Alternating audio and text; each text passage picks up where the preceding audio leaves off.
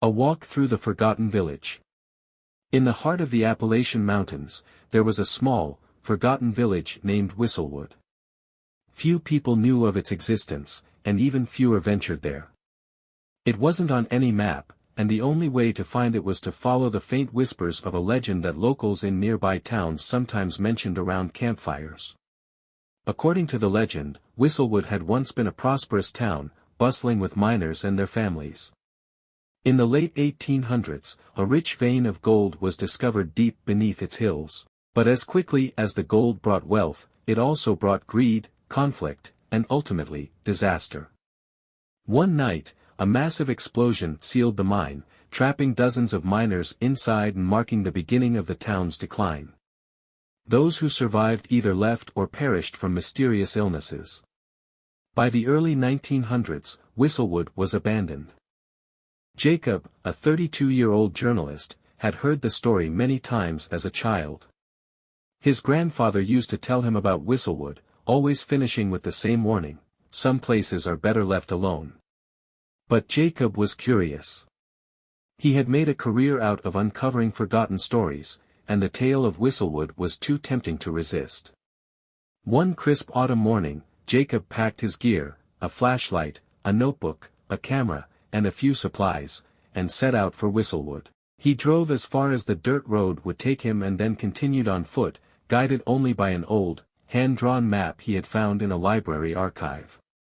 The trail was overgrown and winding, and as he walked, the forest around him seemed to grow quieter. Birds stopped chirping, and even the rustling of leaves in the breeze faded. After hours of hiking, Jacob finally reached the edge of the village. Whistlewood was eerily intact. Wooden houses stood in rows, their roofs sagging but not collapsed.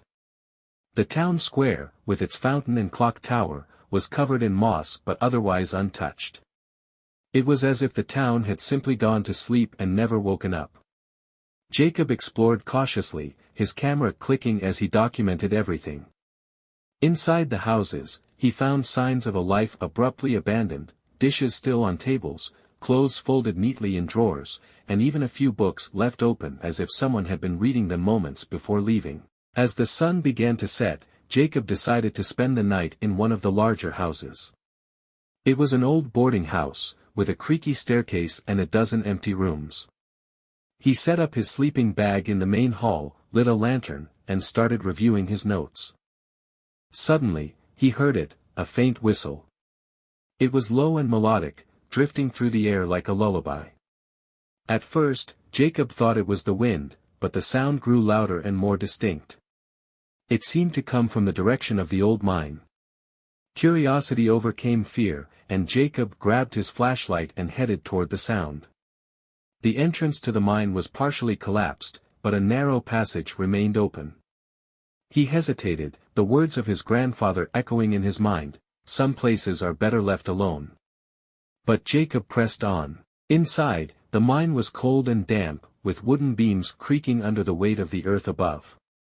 The whistling grew louder, guiding him deeper into the tunnels. Finally, he reached a cavern where the sound seemed to originate. In the dim light of his flashlight, Jacob saw something that made his blood run cold: dozens of tools, helmets, and lanterns scattered across the ground, as if left in a hurry. And in the center of the cavern stood an old, rusted gramophone, spinning a cracked record that emitted the haunting whistle. As Jacob approached, the gramophone stopped abruptly. The silence was deafening, and then he heard footsteps, soft but deliberate, approaching from the darkness. "Who's there?" Jacob called, his voice trembling. There was no response, only the sound of the footsteps growing closer. He turned and ran, his flashlight bouncing wildly as he retraced his path. The mine seemed longer and more labyrinthine than before, but Jacob didn't stop until he burst out into the open air. The village was no longer quiet. The once empty streets were now filled with shadowy figures, their faces obscured but their shapes unmistakably human. They stood silently, watching him. Jacob didn't wait to find out who, or what, they were. He ran through the forest, not stopping until he reached his car. When he finally looked back, the forest was still and empty, as if nothing had happened. Jacob never returned to Whistlewood, but he couldn't forget what he had seen. He published an article about the village, carefully omitting the details of his encounter. The story garnered attention, and a few thrill-seekers even tried to find the village, but none succeeded. To this day, Jacob wonders if Whistlewood was real or a figment of his imagination. But every now and then, late at night, he hears that same faint whistle and wonders if the village is calling him back.